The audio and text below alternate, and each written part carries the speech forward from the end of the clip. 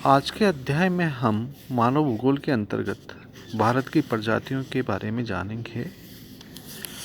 इस संबंध में सबसे पहले देखते हैं तो भारत का आकार और विस्तार अधिक होने के कारण यहाँ पर विभिन्न क्षेत्रों में विभिन्न प्रकार के लोग या विभिन्न प्रकार की जाति और प्रजाति मिलती है। इन जातियों और प्रजातियों का भारत में सबसे पहले वर्गीकरण करने का प्रयास रिजले के द्वारा किया गया। उन्होंने 1901 में भारत की जातियों और प्रजातियों को 7 भागों में विभाजित किया और उनके शारीरिक लक्षणों के आधार पर उनका वर्णन किया। इसके बाद में कई विद्वानों ने भारत की प्रजातियों के बारे में अध्ययन किया। यहाँ पर जो आज हम देखेंगे उसमें डॉक्टर गुहा के द्वारा किया गया अध्ययन के बारे में पढ़ेंगे और डॉक्टर गुहा ने भारत की प्रजातियों के बारे में लिखा। ये वर्गीकरण भारत में सबसे अधिक सर्वमान्य तो नहीं कह सकते पर सबसे अधिक मान्य है।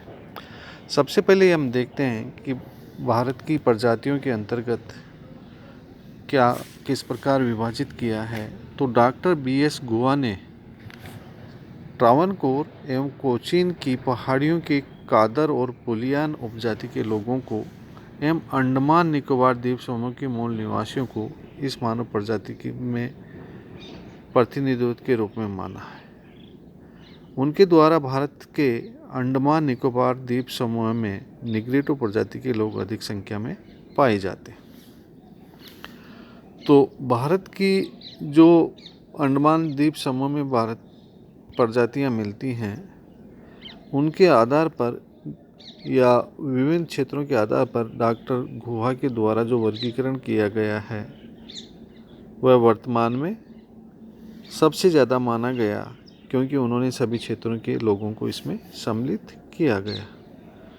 डॉक्टर BS गुहा ने प्रजातियों के शारीरिक लक्षणों तथा वैज्ञानिक तथ्यों के अध्ययन का गहन चिंतन किया और उसके आधार पर अधिक शुद्ध एवं तार्किक ढंग से भारतीय प्रजातियों का वर्गीकरण अपने लेख में या अपनी पुस्तक में 1944 में जनसंख्या प्रजातीय तत्व लेख में किया।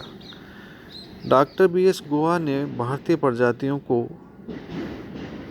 6 वर्गों में रखा गया और फिर उसके विभिन्न भाग भी किए गए हैं जिनको 9 उप भागों सहित 6 प्रमुख भाग और 9 उप भागों में विभाजित किया जाता है।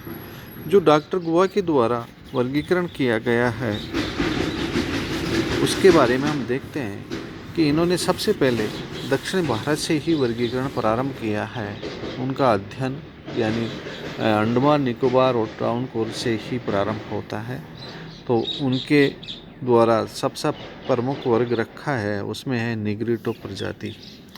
निग्रोटो प्रजाति की उपस्थिति को लेकर असमंजस की स्थिति बनी हुई थी। कई मानव शास्त्रियों ने भारत में इस प्रजाति के लोगों का लगभग अभाव पाया, लेकिन लेपिक ने कहा कि भारत में निग्रोट जाति का अंश दक्षिणी भारत की आदिवासियों में पाया जाता है और इस बात को डॉक्टर गुहा ने ट्रावनकोर और कोचीन की पहाड़ियों के वादर और पुलियान उपजाति के लोगों को तथा अंडमान द्वीप समूह के मूल निवासियों को इस मानव प्रजाति के प्रतिनिधि के रूप में माना जाता है, यानी निग्रोटो में रखा।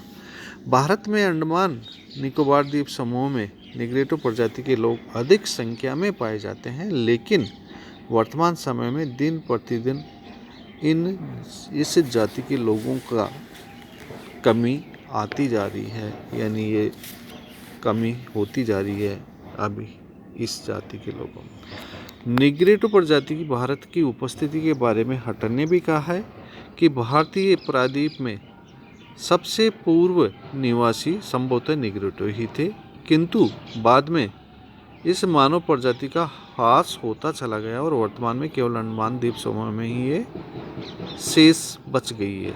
इसके अतिरिक्त छिटपुट रूप में बिहार के राज्य के राजमहल पहाड़ियों में असम में भी निग्रोटो प्रजाति के कुछ लोग निवास करते हैं।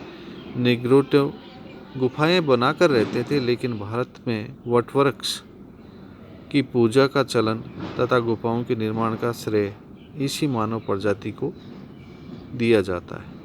इस प्रजाति के लोग शारीरिक कद छोटा होता है, लगभग 150 यानी 5 फुट के बराबर। रंग इनका काला होता है। सिर के बाल लहरदार और घुंघराले होते हैं। होंठ इनके मोटे होते हैं। चेहरा छोटा और ललाट आगे की ओर निकला हुआ पाया जाता है। ये शारीरिक लक्षण निग्रोइड प्रजाति में मिलते हैं। दूसरी प्रजाति आती है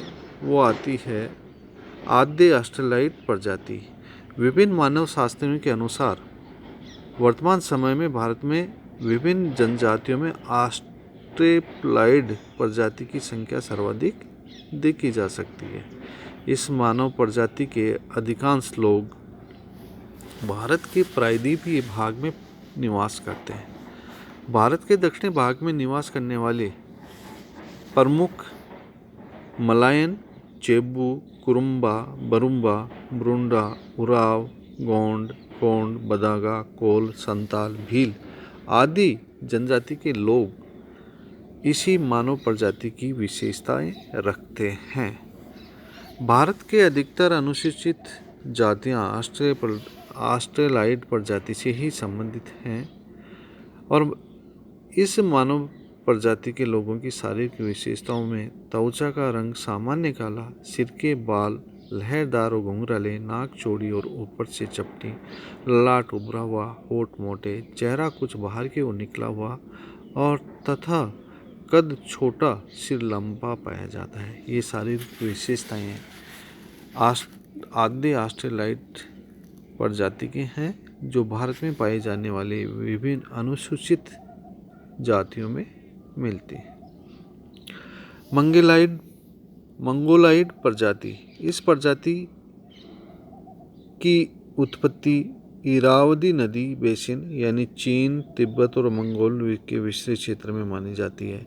ईसा पूर्व 1ली शताब्दी में इस मानव प्रजाति के लोग भारत में प्रवास करते आए और वर्तमान भारत के उत्तरी पूर्वी भाग, नेपाल, असम और कश्मीर में निवास करते हैं। मंगोलाइड प्रजाति के लोगों के मुंह चपटाई, गाल की हड्डियां कुछ बाहर की ओर निकली हुई होती हैं। आँखें का रंग इनका पीलापन लिए होता है और आँखें तिरछी आदि शारीरिक विशेषताएं इस प्रजाति में मिलती है। फिर आता है पूर्व मंगोलाइड। मंगोलाइड के भी हम देखें तो 2 भाग हो गए, एक मंगोलाइड और दूसरा पूर्व मंगोलाइड। पूर्व मंगोलाइड प्रजाति के बारे में डॉक्टर गुहा का जो वर्णन है उसमें बताया गया है कि अत्यधिक प्राचीन होने के बाद भी विकसित मंगोलाइड प्रजाति से विपरीत शारीरिक लक्षण पाए जाते हैं, अतः इनकी पहचान करना बहुत कठिन होता है। सिर की बनावट, नाक तथा त्वचा के रंग के आधार पर ही इन्हें पहचाना जा सकता है। सिर की आकृति को आधार मानकर इसे 2 भागों में विभाजित कर सकते हैं, लंबे सिर वाले मंगोलाइड प्रजाति के लोग और चौड़े सिर वाली प्रजाति के लोग। इसके लंबे सिर वालों के अंतर्गत हिमालय, असम, म्यांमार की सीमा पर निवास करने वाली नागा, लिम्बू, मिरी, बोडी जातियां सम्मिलित की जाती हैं। इस प्रजाति के लोगों का सिर लंबा, कद छोटा और रंग भूरापन लिए हुए होता है। दूसरा आता है जो चौड़े सिर वाली प्रजाति वाले लोग आते हैं, ये बांग्लादेश के चटगांव के पर्वतीय क्षेत्र में निवास करते हैं। ये उस समय का वर्गीकरण है जिस समय अविभाजित भारत था, आज बांग्लादेश अलग देश बन गया। दूसरा आता है इसमें चकमा और मधु लेबा जाति के लोग भी सम्मिलित किए जाते हैं। इनका सिर चौड़ा, रंग काला, नाक मध्यम आकार की, चेहरा छोटा, सिर के बाल घुंघराले आदि विशेषताएं इस प्रजाति के लोगों की है। तीसरा आता है इसी के अंतर्गत वो आता है तिब्बती मंगोलाइड। ये प्रजाति के लोग तिब्बत क्षेत्र में होकर भारत में आई और वर्तमान समय में ये हिमालय पर्वतीय क्षेत्रों में विशेष रूप से सिक्किम, भूटान और हिमालय के पश्चिमी क्षेत्रों में निवास करते हैं। इन लोगों की शारीरिक विशेषताएं लगभग समानता लिए होती हैं। इस मानव प्रजाति के लोगों में कद लंबा, चौड़ा और सिर त्वचा का रंग हल्का पीलेपन लिए होते हैं और नाक इनकी चौड़ी और चपटी होती है, लंबाकार आकृति होती है, तिरछी आँखें होती हैं, शरीर पर बालों की मात्रा कम होती है। ये विशेषताएं इसकी। नेक्स्ट आता है भूमध्य सागरीय प्रजाति के लोग। ये भी मंगोलॉइड प्रजाति में सम्मिलित किया जाए। भारत में भूमध्य सागरीय प्रजाति की यूरोपीय और काकेशस मुख्य प्रजाति की शाखा है। वर्तमान समय में ये भारत के मानव प्रजाति के लोग उत्तर प्रदेश, पंजाब, हरियाणा, महाराष्ट्र, पश्चिमी बंगाल, दक्षिणी बिहार आदि के क्षेत्रों में रहते हैं। फिर आता है भूमध्य सागरीय प्रजाति के लोग। भारत में पाई जाने वाली भूमध्य सागरीय प्रजाति के यूरोपीय या काकेशस मुख्य प्रजाति की शाखा है। वर्तमान समय में भारत में इस मानव प्रजाति के लोग उत्तर प्रदेश, पंजाब, हरियाणा आदि में निवास करते हैं। प्राचीन भूमध्य सागरीय लोग, ये लोग यूरोपीय क्षेत्रों से प्राचीन समय में ही आ गए और यहाँ पर बस गए। इस प्रकार के जो लोग आते हैं, इनके अंतर्गत दक्षिण भारत के तमिल ब्राह्मण, नायर, तेलुगु ब्राह्मण आदियाँ आते हैं। भूमध्य सागरीय प्रजाति के लोग, इस वर्ग के अंतर्गत कई मानव शास्त्रियों का मत अलग प्रकार उन्होंने इसको सिंधु घाटी सभ्यता के विकास इसी मानव प्रजाति के द्वारा होना बताया है। वर्तमान समय में ये भारत के उत्तरी भाग, पंजाब, जम्मू कश्मीर, राजस्थान, उत्तर प्रदेश और बंगाल, महाराष्ट्र, मध्य प्रदेश में निवास। इनकी शारीरिक विशेषताओं में, जिसमें इनका जैतूनी और हल्का भूरा रंग, सिर के बाल लहरदार मध्यम कद होता है। फिर आता है पश्चिमी चौड़े सिर वाली प्रजाति के लोग। ये पश्चिमी चौड़े वाली प्राचीन भारत के क्षेत्रों में आते हैं और इस प्रजाति के लोग वर्तमान में पश्चिमी सागरीय तट, पश्चिमी बंगाल, तमिलनाडु में फैले हुए हैं। यूरोप के जिस भाग से इस प्रजाति का आगमन हुआ, इसी के आधार पर इसको निम्न भागों में विभाजित किया जा सकता है। क्योंकि यूरोप से आए हैं तो अलग अलग क्षेत्रों के नाम पर इसका नाम है, जिसमें अल्पानाइड, दिनाराइड, आर्मेनाइड। अल्पानाइड ये मूल क्षेत्र यूरोप के आल्प्स पर्वत से आए हैं, इसलिए अल्पानाइड है। दिनारिक ये यूरोपीय क्षेत्र के दिनारिक पर्वतीय क्षेत्र से आए हैं, इसलिए इसको दिनारिक के नाम से जाना जाता है। आर्मेनाइड प्रजाति के लोग भारत में सबसे कम पाए जाते हैं और इस प्रजाति के लोग शरीर पर बाल पर्याप्त मात्रा में पाए जाते हैं। इसके अंतर्गत शरीर का कद मध्यम आकार का होता है और सिर, नाक लंबी होती है। फिर आता है छठा और अंतिम प्रकार, जिसको हम कहते हैं नॉर्डिक प्रजाति। इस मानव प्रजाति के लोगों का आगमन भारत में सबसे अंत में हुआ है। इस मानव प्रजाति की उत्पत्ति स्टेपी प्रदेश से मानी जाती है। यह प्रजाति ईसा पूर्व दूसरी शताब्दी में भारत के उत्तरी पश्चिमी भाग में आकर बस गए और वर्तमान में ये पंजाब, गंगा, यमुना के मैदान होकर पूरे भारत में फैल गए। वर्तमान समय में इस मानव प्रजाति के लोगों की अधिकतम संख्या पंजाब, हरियाणा, राजस्थान तथा उत्तर प्रदेश के पश्चिमी भागों में सोन जातियों में पाई जाती है। नॉर्डिक प्रजाति के लोग शारीरिक कद लंबा, सुगठित शरीर, सिर का आकार बड़ा एवं लंबा, नाक लंबी पतली और ऊंची, त्वचा गोरा, आंखें नीली, ये शारीरिक विशेषताएं इसमें आते हैं। इसके अंतर्गत रामपुर के खलास और बीजापुर के पठान, उत्तरी भारत के जाट, गुजर इसी प्रजाति वर्ग के अंतर्गत प्रतिनिधित्व करते। भारत में इस मानव प्रजाति के लोग अपने साथ उन्नत किस्म के गेहूँ, दूध यानी पशु, जुआ, खेल, आर्य भाषा आदि के साथ लेकर आए थे और ये भारत में अपना प्रमुख स्थान रखती है।